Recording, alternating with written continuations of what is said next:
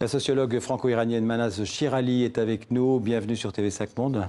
Merci. Alors vous êtes sociologue, je le disais, et enseignante à Sciences Po. Comment, selon vous, la société iranienne a-t-elle vécu, a-t-elle ressenti l'assassinat du général Soleimani par les États-Unis?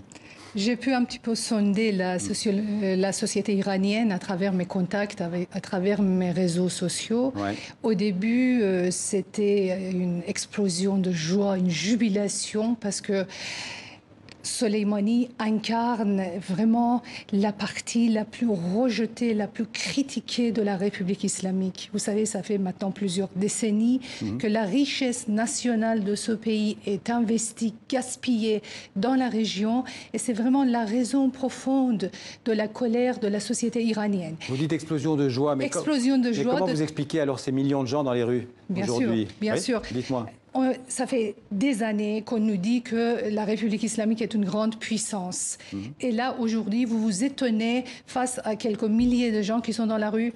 Une grande puissance, soi-disant que ce n'est pas du tout selon moi, mais en tout cas, c'est un État. Ça fait 40 ans qu'il détient ce pays. Les Iraniens disent que, la plupart des Iraniens, pas tous, mais la plupart des Iraniens disent que notre pays est sous occupation des ayatollahs. Ce sont eux qui ont toutes les recettes pétrolières dans la poche.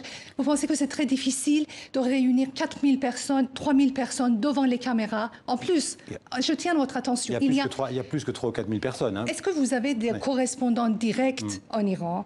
Est-ce que vous avez des journalistes? Est-ce qu'il y a des journalistes français sur place qui ont filmé la situation?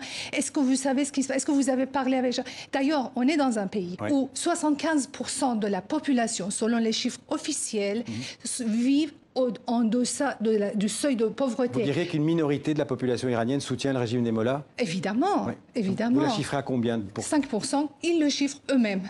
Ils le chiffrent eux-mêmes. Ils disent que nous avons encore 5% de la population et ça ne suffit. Alors, frapper l'Iran, menacer l'Iran comme le fait Donald Trump, est-ce que ça peut servir le régime de Téhéran? Écoutez, moi, je ne suis pas là pour prédire l'avenir. Je ne suis pas là pour analyser Donald Trump. Et moi, je suis spécialiste de l'Iran. Ouais. Si vous avez des questions sur l'Iran... Non, mais c'est des menaces, menaces sur l'Iran. Mais qui a provoqué cette menace? Qui a provoqué cette menace? Ça fait 40 ans... Je vous posez la question autrement. Vous approuvez la frappe américaine? Bien sûr que non. Qui peut frapper? Je suis iranienne d'origine. Comment je peux accepter une guerre contre mon pays? Mais les premiers que je reproche, ce n'est pas les Américains, ce sont les ayatollahs qui ont provoqué cette situation. Mais donc vous ne pensez pas que l'usage de la force, que les menaces répétées de Donald Trump, encore aujourd'hui, contre le régime iranien, contre l'Iran, contre des sites importants pour l'Iran ou des sites culturels de l'Iran, quelque part, ça peut renforcer le pouvoir à Téhéran? Moi, je compte sur les ayatollahs de profiter de toutes les crises du monde pour se renforcer, pour se solidifier et pour...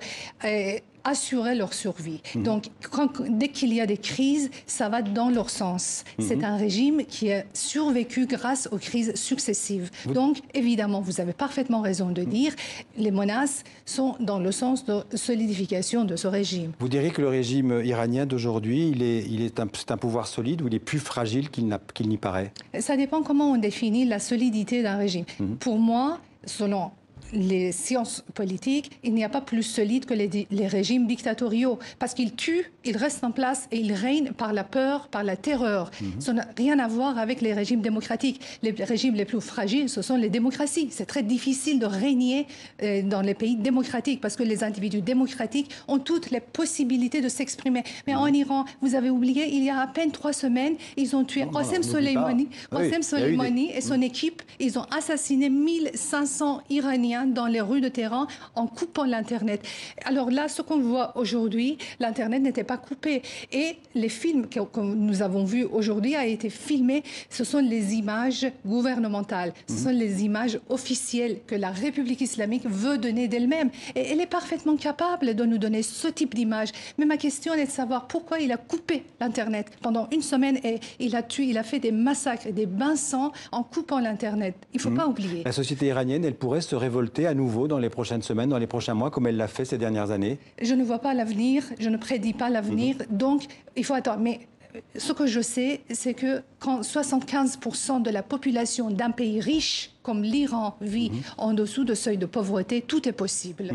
Comment est-ce que vous expliquez cette obsession iranienne de Donald Trump? Moi, j'explique l'obsession des ayatollahs contre les Américains, mais je n'explique pas l'inverse parce que je ne suis pas spécialiste des États-Unis. Oui. Alors, l'obsession des ayatollahs, c'est que c'est leur identité. Oui. Ils ont créé une popularité dans le monde musulman en s'opposant à Israël et aux États-Unis. C'est ainsi qu'ils se sont donné une légitimité en tant que chiites, parce que les chiites ne sont pas acceptés dans le monde sunnite. Alors, ce sont les ayatollahs chiites. Ils rêvaient de régner sur un monde musulman uni, et c'est grâce à ce conflit autoproclamé, auto-inventé, qu'ils ont créé une certaine légitimité aux yeux des populations musulmanes de la région. D'accord. Vous regrettez la période d'Obama qui avait négocié d'une certaine manière avec l'Iran, qui avait fait le pari de faire confiance au régime iranien plutôt que l'usage de la force utilisé par Donald Trump? Certainement pas. Obama, c'était une merveille de l'humanité, une merveille de séduction, mais ce n'était pas un bon politicien. Dans la région, on est en face des monstres en Arabie Saoudite, en Iran, en Russie, et en face de ces monstres, un grand humain comme Obama ne pouvait pas faire l'affaire.